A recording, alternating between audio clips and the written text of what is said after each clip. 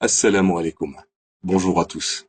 Aujourd'hui, je me permets de publier une vidéo sur un sujet qui concerne toute la communauté musulmane. Ce sujet concerne les boissons de la marque Coca-Cola Company. Alors je parle bien évidemment de Coca-Cola, Fanta, Sprite et toutes les autres boissons de la compagnie. Disons-le sans détour, dans le Coca, il y a de l'alcool. Et ce n'est pas une information étendue par un frère qui l'a entendu par un frère, qui l'a entendu d'un cher, qui lui-même la tient d'un autre cher ami d'un scientifique qui travaille dans une société en étroite collaboration avec la firme Coca-Cola.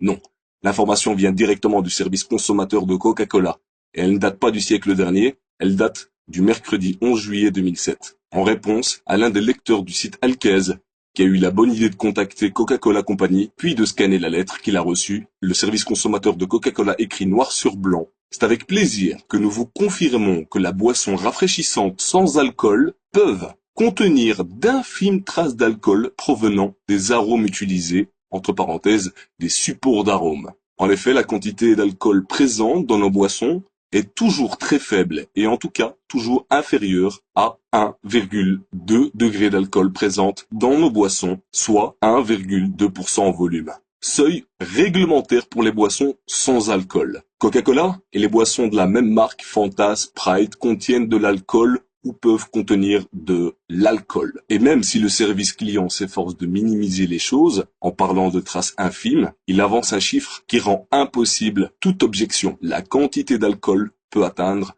1,2% en volume. Autrement dit, une bouteille de Coca-Cola de 1,5 litre peut contenir jusqu'à 1,8 centilitres d'alcool. Vous vous imaginez? Et on sait très bien qu'il y en a qui sont accros au Coca-Cola. Ce chiffre va leur donner des idées de tout l'alcool qu'ils ont pu avaler. Alors si on fait la conversion entre la quantité d'un pack de bière, on a en effet vite fait de remplir des canettes de bière de 1,8 centilitres d'alcool. Alors plus sérieusement, ce qui m'a poussé à enregistrer cette vidéo, c'est le comportement de certains soi-disant musulmans. Il suffit d'ouvrir les yeux, d'aller dans les commerces et de voir si les musulmans vendent effectivement cette boisson.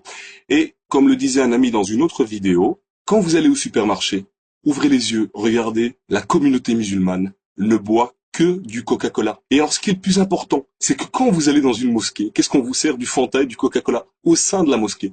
Alors, à part le fait qu'il y a de l'alcool, sachez que boire du Coca-Cola, c'est financer, je dis bien, aider le gouvernement israélien à tuer chaque jour des Palestiniens. Vous imaginez le nombre d'argent que vous avez pu donner dans votre vie à la compagnie Coca-Cola. Pour ma part, il est inconcevable de donner 1 centime à Coca-Cola ou à toute autre société ou entreprise